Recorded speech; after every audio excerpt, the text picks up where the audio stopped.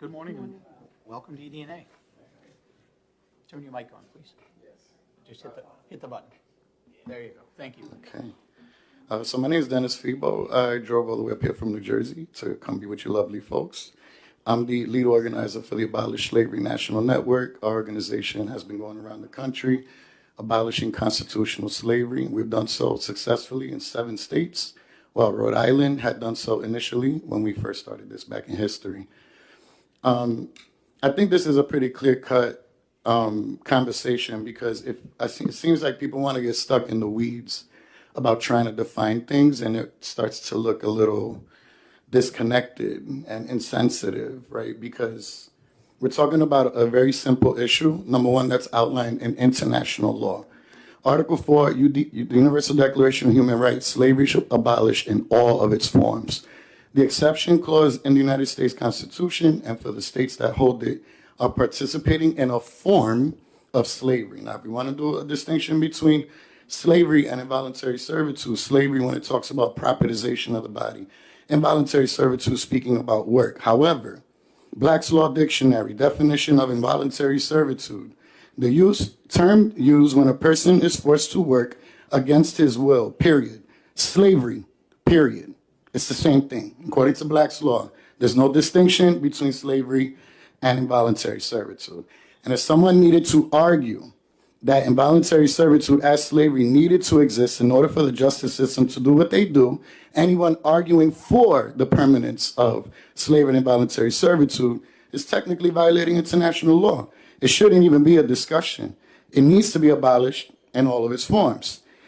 It's also not restricted to labor, right? The issues of slavery and involuntary servitude, if anybody understands post-abolition, 1866, Section 2 of the 13th Amendment, the establishment of the Freedmen's Bureau and the federal government sending all of its agents to every state looking for all of the badges and incidents. Convict leasing, which was mentioned before, those that were freed from slavery, the 13th Amendment exception, as per Abraham Lincoln's understanding, and this goes back to 1777, was to be able to use the labor continuously post-slavery abolition and created an entire economy where, for example, the state of Alabama, gross domestic product, almost 80% of it came from convict leasing. The state of Alabama would not exist if that didn't happen, right? So we're saying not just what happened in history and that the states that we're on and the economy that we stand on was built upon these constructs. They're still legal today. In the federal constitution, it says except as punishment for crime. If something has an exception, it is not abolished. So to say that slavery is abolished, and then we're going to go into the racial one. New Hampshire has double the amount of prisoners than England. Out of that, 5.7% times higher black people than white people. On the federal scale, 67% of those incarcerated are black and brown. 92% of elected prosecutors are white. This is the most racist system in the world.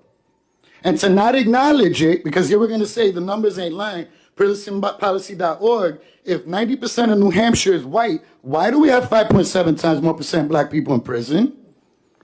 If we are 5% of the world's population, but 25% of the world's incarcerated, we are out of line. We have designed a system that keeps economy down, specifically for people of color in this country, and this loophole has been used in all kinds of ways, not just in labor, the ability to vote, the conversation on wages, locomotion, parole, probation, the whole conditions of confinement, all of it revolves around slavery. And we're in 2024 having a conversation, and I really want to see who comes up here to defend it, because now we know who's in violation of international law. It is illegal. Do we uphold international law in the United States? Maybe not, but I know what it is. This is where our Constitution came from, and we already signed the Convention of 1926. It's already illegal on the federal scale. There's 2 laws that are opposite to each other in the federal scale, and we're choosing to look at one.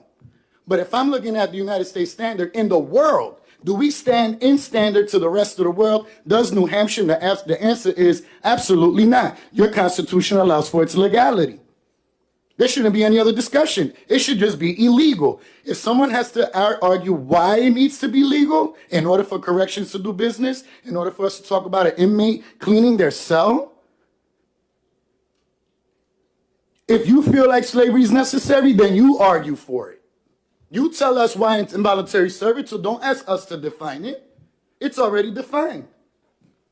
But getting us stuck in the weeds when we're trying to argue on international law, I don't think is fair, and I think it's insensitive.